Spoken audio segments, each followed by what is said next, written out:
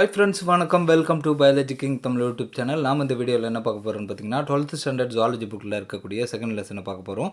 இந்த செகண்ட் லெசனில் already 4 videos upload பண்ணியிருக்கோம். அதோட லிங்க் பார்த்தீங்கன்னா டிஸ்கிரிப்ஷனில் கொடுத்துருக்கேன். அதை கிளிக் பண்ணி நீங்கள் பார்த்துக்கலாம்.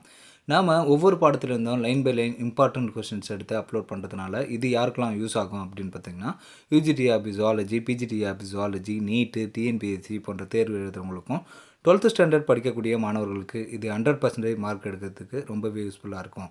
இந்த லெசனோட நேம் என்னன்னு பார்த்தீங்கன்னா, மனித இனப்பெருக்கம், அதாவது ஹியூமன் ரிப்ரொடக்ஷன். வாங்க நம்ம கொஷின்ஸ் பார்க்கலாம். இது வரைக்கும் 11th ஸ்டாண்டர்டில் ஃபுல் போர்ஷனும் கம்ப்ளீட் பண்ணியிருக்கோம். 12th ஃபஸ்ட் லெசன், செகண்ட் லெசனில் இப்போ கம்ப்ளீட் ஆக போகுது. நெக்ஸ்ட்டு வீடியோஸில் வந்து தேர்ட் லெசன் அந்த மாதிரி பார்க்கலாம். தொடர்ந்து நம்ம ஸ்டோரி மாதிரி அப்லோட் பண்ணிகிட்ருக்கோம். இது வந்து உங்களுக்கு ரொம்பவே யூஸ்ஃபுல்லாக இருக்கும். நீங்கள் படிக்கணும்னு அவசியம் இல்லை. இது ஒரு ஆடியோ மாதிரி கேட்டாலும் உங்களுக்கு யூஸ்ஃபுல்லாக இருக்கும். வாங்க நம்ம கொஷின்ஸ் பார்க்கலாம். ஆதி திசுக்களாக செயல்பட்டு அனைத்து உடல் உறுப்புகளையும் உருவாக்குவது எது அப்படின்னு பார்த்தோம்னா, மூல இனச்செல் அடுக்குகள், அதாவது பிரைமரி ஜெர்ம் லேயர். கருவின் புற அடுக்கிலிருந்து உருவாகும் மண்டலம் எது அப்படின்னு பார்த்தோம்னா, மைய நரம்பு மண்டலம் மற்றும் புற நரம்பு மண்டலம், அதாவது central nervous system and peripheral nervous system. இணைப்பு திசு, குருத்தெலும்பு மற்றும் எலும்பு, தசைகள், சிறுநீரக இனப்பெருக்க உறுப்புகள் ஆகியவை எந்த அடுக்கிலிருந்து உருவாகிறது அப்படின்னு பார்த்தோம்னா, கருவின் நடு அடுக்கில், அதாவது மீசோடர்மிலிருந்து உருவாகிறது. இரைப்பை, சிறுகுடல் பாதை மற்றும் சுவாச பாதையின் எபிதீலியம், கல்லீரல், கணையம், தைராய்டு மற்றும் பாரதைராய்டு ஆகிய உறுப்புகள் எந்த அடுக்கில் உருவாகிறது அப்படின்னு பார்த்தோம்னா, கருவின் அக அடுக்கிலிருந்து உருவாகிறது, அதாவது எண்டோடேம். நண்பர்களே, நான் உச்சரிக்கிறது உங்களுக்கு பிடிக்கல, சரியாக புரியல அப்படின்னா வால்யூம் கம் பண்ணிட்டு நீங்கள் இந்த சென்டென்ஸ், அதாவது இந்த கொஷின்ஸ் மட்டும் பார்த்தாலே உங்களுக்கு ரொம்ப ரொம்ப புரியும். மனிதர்களில் கருவளர்ச்சி காலம் எவ்வளவு அப்படின்னு பார்த்தோம்னா 280 நாட்கள், அதாவது அல்லது 40 வாரங்கள். அதாவது இதை எப்படி பிரிப்பாங்க அப்படின்னு பார்த்தோம்னா, 3 ட்ரைமஸ்டராக பிரிப்பாங்க, அதாவது 3 முப்பருவ காலமாக பிரிப்பாங்க. ஒவ்வொரு முப்பருவ காலத்திற்கும் 90 நாட்கள் அடங்கும். இது வந்து வர கொஸ்டின்ஸில் பார்க்கலாம். மனிதர்களின் கருவளர்ச்சியில் உறுப்பு உருவாக்கத்திற்கு முக்கிய முப்பருவ காலம் எது அப்படின்னு பார்த்தோம்னா, முதல் முப்பருவ காலம், அதாவது ஃபஸ்ட்டு ட்ரைமஸ்டர், அதாவது ஃபஸ்ட்டு 90 நாட்களில் இந்த உறுப்பு உருவாக்கம் நடைபெறுகிறது. கருவின் எந்த முப்பருவ காலத்தின் முடிவில் முகம் நன்கு உருவாகிறது அப்படின்னு பார்த்தோம்னா, 2ஆம் முப்பருவ காலம், அதாவது 2வது 90 நாளில் பார்த்தோம்னா முகம் நன்கு உருவாகிறது.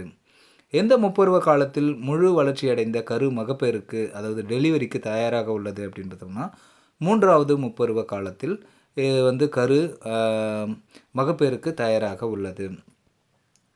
கருவளர்ச்சிக்கு முக்கியத்துவம் வாய்ந்த ஹார்மோன்களான மனித கோரியானிக் கொனடோட்ரோபின், மனித கோரியானிக் சொமட்டோட்ரோபின் அல்லது மனித பிளாசென்டல் லாக்டோஜன், ஈஸ்ட்ரோஜன் மற்றும் ப்ரொஜெஸ்டிரோனை சுரப்பது எது அப்படின்னு பார்த்தோம்னா, தாய்சேய் இணைப்பு திசு. அதாவது இது என்னன்னு பார்த்தீங்கன்னா, தற்காலிக நாளமில்லா சுரப்பியாக செயல்படுகிறது இந்த தாய்சேய் இணைப்பு திசு, பிளாசென்டா. பெண்களின் கருப்பை பொதுவாக 3 அங்குல நீளமும் 2 அங்குல அகலமும் கொண்டது. ஆனால் இந்த கர்ப்ப காலத்தில் கருப்பையின் அளவு எத்தனை மடங்கு பெரிதாகிறது அப்படின்னு பார்த்தோம்னா, 20 மடங்கு பெரிதாகிறது. இந்த கொஷின்ஸை வேறு மாதிரியும் கேட்கலாம். பெண்களின் கருப்பை பொதுவாக எத்தனை அங்குல நீளமும் எவ்வளவு அகலமும் கொண்டது அப்படின்னு கேட்டோம்னா, 3 அங்குல நீளமும் 2 அங்குல அகலமும் கொண்டது. கர்ப்ப காலம் முழுமையுமே அவ்வப்போது லேசான மற்றும் வலிமையான சுருக்கங்களை கருப்பை ஏற்படுத்தி கொண்டே இருக்கிறது. இதற்கு என்ன பெயர் அப்படின்னு பார்த்தோம்னா, பிராக்ஸ்டர் ஹிக்ஸ் சுருக்கங்கள், அதாவது பிராக்ஸ்டர் ஹிக்ஸ் கன்ட்ராக்ஷன். பொய்யான பிரசவ வலியை ஏற்படுத்துவது எது அப்படின்னு பார்த்தோம்னா, இந்த பிராக்ஸ்டர் ஹிக்ஸ் சுருக்கங்கள் தான். கரு வளர வளர ஈஸ்ட்ரோஜனின் அளவு அதிகரிப்பதால் ஏற்படும் மாற்றங்கள் என்ன அப்படின்னு பார்த்தோம்னா, கருப்பை சுருக்கங்கள் ஏற்படுவது தான் இதோட மாற்றம். இப்படியும் கேட்கலாம். கருப்பை சுருக்கங்கள் ஏற்படுவதற்கு அதிகமாக சுரக்கக்கூடிய ஹார்மோன் எது அப்படின்னு பார்த்தோம்னா, இந்த ஈஸ்ட்ரோஜன் அப்படின்னு சொல்லலாம். கருப்பை சுருக்கங்கள் அதிகரிப்பதால் கருப்பை வாய் மற்றும் கலவிக்கால் வாய் ஆகியவை விரிவடைவதன் விளைவால் நடைபெறும் அனிச்சை செயல் எது அப்படின்னு பார்த்தோம்னா, நியூரோஹியூமரல் அனிச்சை செயல். அதாவது கருப்பை சுருக்கங்கள் அதிகரிப்பதால் கருப்பை வாய்னா என்னென்னா, சர்விக்ஸ் மற்றும் வஜினா ஆகியவை விரிவடைவதன் விளைவால் நடைபெறும் அனிச்சை செயல் தான் இந்த நியூரோஹியூமரல் அனிச்சை செயல், அதாவது நியூரோஹியூமரல் ரிஃப்ளெக்ஸ். கரு வெளித்தள்ளல் அனிச்சை செயல் அல்லது பெர்க்யூசன் அனிச்சை செயல் என்று அழைக்கப்படுவது எது அப்படின்னு பார்த்தோம்னா, இந்த நியூரோஹியூமரல் அனிச்சை செயல் தான். கருப்பையில் ஆற்றல் மிகுந்த சுருக்கங்களை உருவாக்கி பிறப்பு வழியின் வழியாக, அதாவது இந்த வெஜினாவின் வழியாக குழந்தை வெளியேறும் நிகழ்வை நிறைவு செய்யும் ஹார்மோன் எது அப்படின்னு பார்த்தோம்னா நியூரோஹைபோஃபைசிஸ் உற்பத்தி செய்யக்கூடிய ஹார்மோனான ஆக்சிடோசின் தான். தாய்சேய் இணைப்பு திசுவில் சுரக்கப்படும் மகப்பேறு ஹார்மோன் எது அப்படின்னு பார்த்தோம்னா ரிலாக்சின். இடுப்பு எலும்பு மூட்டுகளை தளர்வடைய செய்து கருப்பை வாய்ப்பகுதியை வலிமையான சுருக்கங்களால் விரிவடைய செய்து குழந்தை பிறத்தலை எளிதாக்கும் ஹார்மோன் எது அப்படின்னு பார்த்தோம்னா ரிலாக்சின்.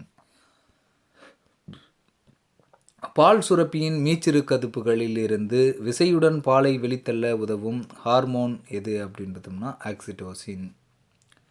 தாய்ப்பாலில் காணப்படும் நோய் எதிர்ப்பொருள் எது அப்படின்னு பார்த்தோம்னா ஐஜிஏ, அதாவது ஆன்டிபாடி ஐஜிஏ. குழந்தையின் உணவு பாதையில் ஏற்படும் பாக்டீரிய தொற்றை தடுப்பதற்கு பயன்படும் நோய் எதிர்ப்பொருள் எது அப்படின்னு பார்த்தோம்னா ஐஜிஏ. இந்த ஐஜிஏ எங்கே இருக்குது அப்படின்னு பார்த்தோம்னா தாய்ப்பாலில் இருக்கக்கூடியது. குழந்தைகள் தாய்ப்பாலை மட்டும் அருந்துவதால் இந்த ஆன்டிபாடி நோய் எதிர்ப்பொருளாக செயல்படுகிறது.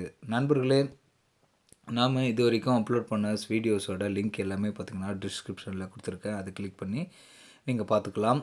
தொடர்ந்து நம்ம தொடர்ந்து நம்ம சேனலில் போட வீடியோ பார்க்கணுன்னா சப்ஸ்கிரைப் பண்ணிக்கோங்க. பக்கத்தில் இருக்கக்கூடிய பெல் ஐக்கானை கிளிக் பண்ணிக்கோங்க.